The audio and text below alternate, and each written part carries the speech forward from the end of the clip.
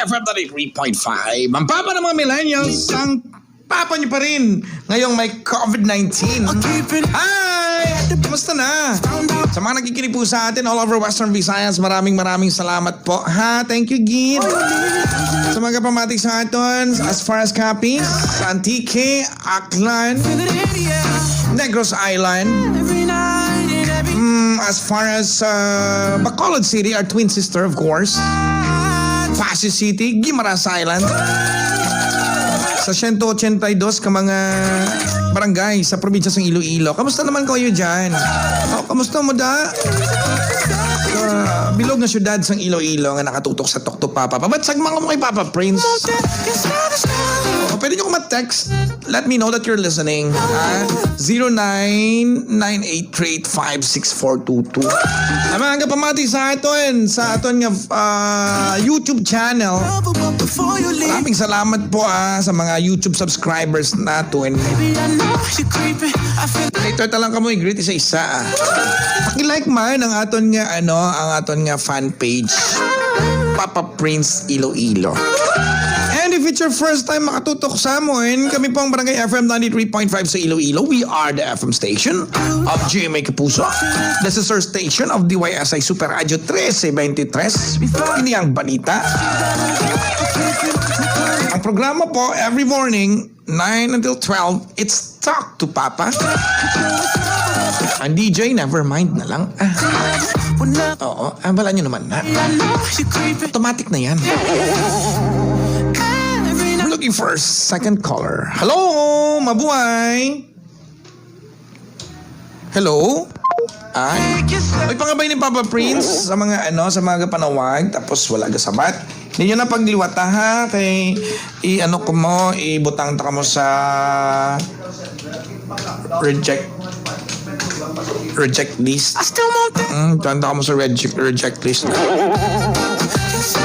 Hello, mabuhay. Hello, Papa Prince. Hi, what's your name? Ella. Ella? Oo, Papa Prince. Kamusta ka naman, Ella? Okay lang. May problema si Ella. Tingog mo daw may problema, gid no? Oo, Papa Prince. Pila edad mo? Ma-22 na di September. Advance happy birthday. Ella. Thank you. Ella, I wanna bring my umbrella. Ella, tama? Karami sa tingog ni Ella. Pero ma-adjust na Ella sa imong tingog. Ikaw be, talaga. Daki do kahinay. I. O. Very good. Kunabi. Bunon ta kasang talong. Talong nga may ketchup sa punta kag may itlog sa tunga. Buno ko sa imo masinggit ka. Ari, ginauyatan ko nga akon nga talong. Bunon ta ka sa akon nga talong nga may ketchup sa punta kag may itlog sa tunga. Ari!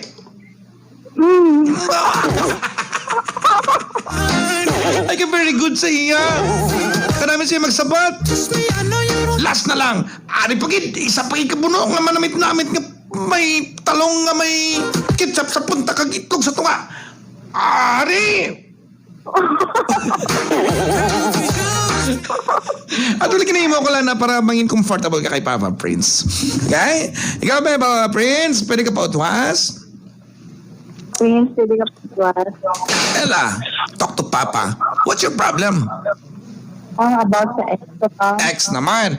Actually, no, usually di raglibot-libot ang programa ta sa Talk to Papa ang problema ta sa mga ex. Nga man, ano about sa ex mo?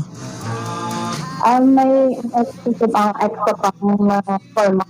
Medyo tapit ta, Ella. Okay, to tani ang posisyon mo kagina. Chapit ta ng konti. Liwat tonta. Ano to about sa ex mo?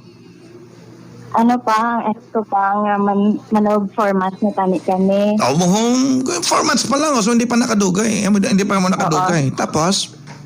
Dali LDR, sa Cavite, sa po. Okay. But lagi man kung long distance, no? Tapos LDR, no?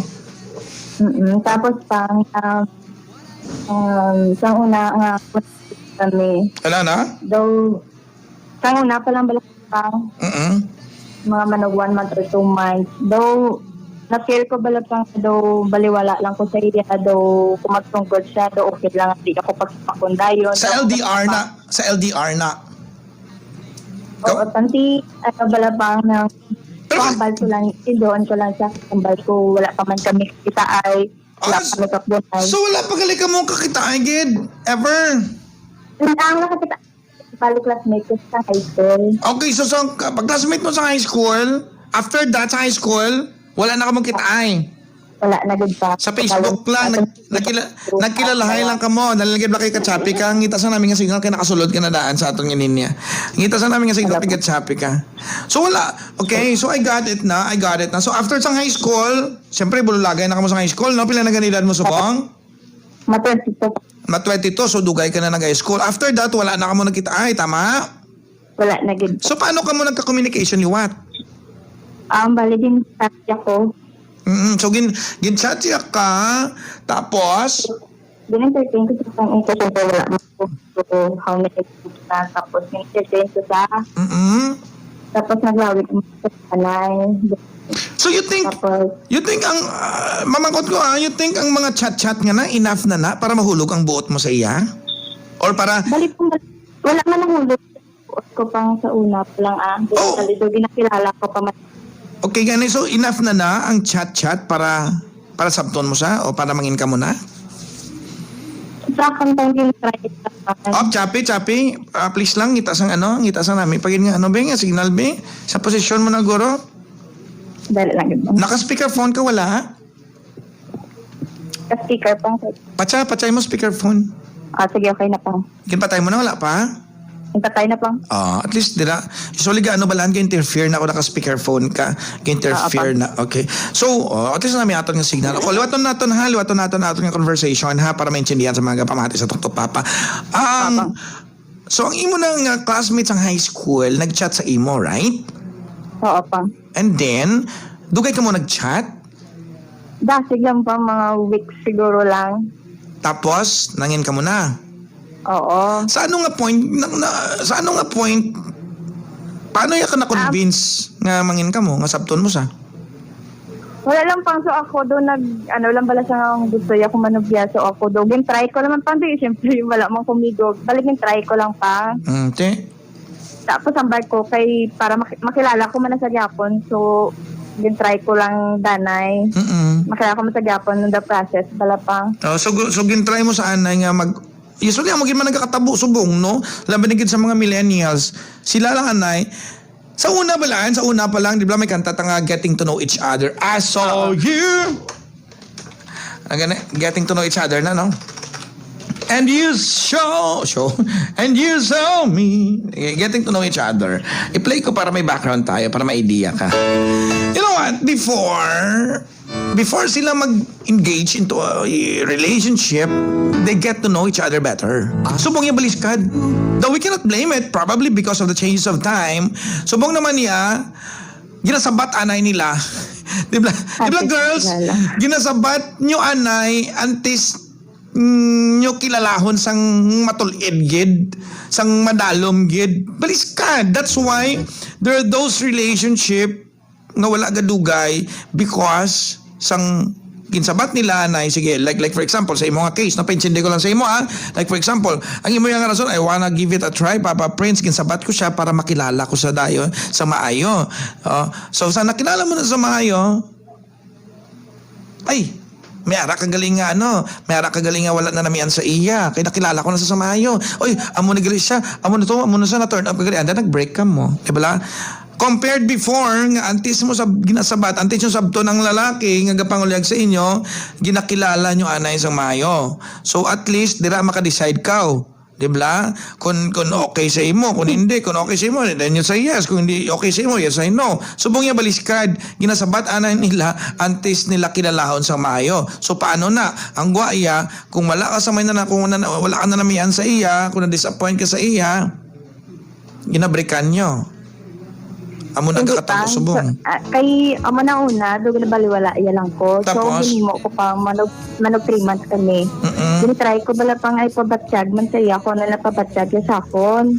Try ko lang pa nga para pala kung makarealize si man sa nga kung may pagpalangga na gimatasakon daw mo pala na pang ito gin-try ko kung ano ginubraya sa akon gipabatsag sa gipabatsag ko man sa iya so sana tabo daw na tingala man bala sa how do tuya gin sagap man ang atensyon ko hasta sa nagambal ko nga do hindi nagid ko bala pang do nagsuko nagid ko nga tama na lang nga kay do hindi man kami mag-work nga duwat so naman sa nagpakitluoy. Of course, you know what? Ang kakatabo nga hindi siya gusto makipag-break, it's just all about entitlement. What I'm trying to say, I want to be specific with it. Inab lang nga para may masiling ka lang nga may nubya ka dito. No? Aman lang dito mag-break, una bes, hindi siya gusto makipag-break sa imo. It's because hindi siya gusto madulaan. It's because not because nga dalo mang inyo nga pinagsamaan. Remember, pila pala kamo kabulan, wala gani kamo kabanding-banding personal, wala gani kamo sang foundation, wala kamo sang madalom nga pundasyon sa inyong nga relasyon. Kahit sa chat-chat lang mo, sorry to say that, but then that's my own opinion. Pero ang punto ko is that there are those, especially sa mga chat ni, they don't want breakups for the sake of entitlement. What I'm trying to say is that hindi nila gusto makig-break sa imo, not because kay palangga kanila, it's because hindi nila gusto makipag-break sa imo kay man nga para may mambal sila nga may nobya ko. Nobya bala na matawag nga aray kay imo dito sa pihak ng kalibutan. Gets mo? No offense man So ikaw nga babae, you should understand as well. Dapat maintindihan mo ang imong sitwasyon ng ginsudlan. Balik pa mapuli man sa tani next month or September. Mapuli man sa tani para makita ay kami. Ate, mo niya ako yung point you know what, kung marason sa akon, madugayan ng istoryana ita. Nagtawag ka sa Tukto Papa because gusto mo maintindihan ang sitwasyon mo. Am I right? Oo pa. Kung magpuli siya, gusto niya magkita na, then go on. After all, wala pa man ka mo nag-break, di ba la? Maybe you can save the relationship. I don't know. Base pa man lang, may pwede nyo masave ang relationship nyo. Pero what I'm trying to say is that you step the wrong foot forward. Hindi ka English, hindi? Hindi naman guro, no? You step the wrong foot forward. Paano mo na siling papaprints nga sala? Kay man nga, ibalik naman kay gihapon. Sa una sang heart talk pa ko Hi kay Tita Rose, na-miss ko si Tita Rose sa Piapong Station. We have this, what we call ladders of a relationship. May ara nga ladder sa relationship. Ganyan, tudlo man nagyapon ganyan sa eskwelahan, I guess So una inabala nga step by step before you get into a relationship for real. Now, subong niya lain na. Diba? Usually, amo na siling mo gani, ina, diba? Nang gin-try ko, ginsabat ko siya, Papa Prince, kay gusto ko makilala siya sang maayo. Gusto ko mabalaan pagid kung ano siya nga klase katao. Amo nang sabat ko. So una women are taking time to get to know the guy better before nila ginasabat. Subong nagbaliskad ng paya, no? So nga mostly relationship fails nga kalabanan sa mga relasyon daw pagsugod pa lang daw kagamuna nga damo sa mga magnubyuhan nga umpisa pa lang daw linaway na sila because may ara sila disagreements, may ara sila nga mga as time goes by, may ara sila nga mga hindi pag-intindihanay kay wala nila nakilala anay sang maayo ang isa kag isa antes sila nagsugod sang ilang relasyon. Now, I got my point. Tani, na-start ko sa imo sa insakto. Now, kung mapuli di sa tiambal mo gani, ginbalik ko sa iya, Papa Prince. Ginbalik ko sa iya ang ginapaghimo ko. Tandaan mo ha. Tandaan nyo, boys, girls, kapamatay subong. Kung kapangita ka mo pata sa relasyon, kung ginahimo nyo na, kung anong ginahimo sa lalaki just to get even with them, wala sang may madaog sa inyo. Amo na ganigin tawag nga patas, tibla, kay wala sang gadaog. Ang perdela na ang inyong relasyon. If you keep on doing just to get even with him, mama, ginahimo mo sa akon, imuon ko man na para sa imo, then, duha ka mo ang losers. Wala sang madaog na sa inyo. Kaya ang ginaano ko pang, kang nabatyagan, yun na bala nga, dagdo na pabatyag ko na sa iya kung ano ginapabatyag sa akon. Do, ngayon naman sa attention, do gusto, yaman bala nga, ayuso na mong balahaw. O, ganun. Pang ako na hindi na. So, ako gin-block ko sa, Okay. Okay. gin-block ko sa, sa messenger, tapos ang manang niya, wala na ko tani pakialam sa iya, pabenaan ko na lang tani isa, tapos ang magurang niya, Whatever kung sino man da, it all boils down to one thing. Isa man lang naman ba ni Papa Friends? In the end, it's your decision, not his decision ang dapat masunod. Because I will say it over and over and over again, breaking up is your own personal decision. Kamo ang kapamati subong, kamo nga mga kababayan subong, ang break up nga nga break na ta, wala ka mo nagalisin siya sa lalaki. Inyo na yung desisyon. Kung mabagain siya, if he wants to save the relationship, kung gusto niyang isave ang inyong relationship, then kadto di siya. Siya ang mag-effort, hindi ang nanay niya, hindi ang ate niya. Bakit? Yung nanay niya ba? Yung karelasyon mo? Yung nanay niya ba? Yung ate niya ba? Hindi. Siya. Papuliadi siya. If he wants to talk, then tell him to come over. Tell him to go home. Gets mo ang point ko? Managambal ko sa iya pang maguli sa try namon kung ano din ang balapang. So, di na ma-stop. Dira ta ma-stop. Gets mo? Oo, pang. Papuliadi siya. If he's really sincere, if he really wants to save the relationship, tell him to go home. Namin ang ginobra mo, I agree with you, namin ang ginobra mo, gin-block mo siya. At least makafeel siya sang panic, ma-pressure siya. But then, hindi mo matakos ang sinseridad sang inang lalaki kung sinanay mo ang sinanay ang ginapestorya sa imo, maniis mo man to. Kung sinanay ito ginapestorya sa imo, basi nagkuhalan to sa manugbaligya, manay kang pestorya sa imo. Hindi mo na matakos ang sinseridad niya gusto niya makipagbalikan sa imo kung ang magulang yung ginapestorya sa imo kung utod niya, maniis mo man to. Basi kabaligya lang to isdaya sa may super to sentral yung pestorya sa imo. Gets mo? Oo, pang. That's why we stop here. Update mo na lang ako. Okay?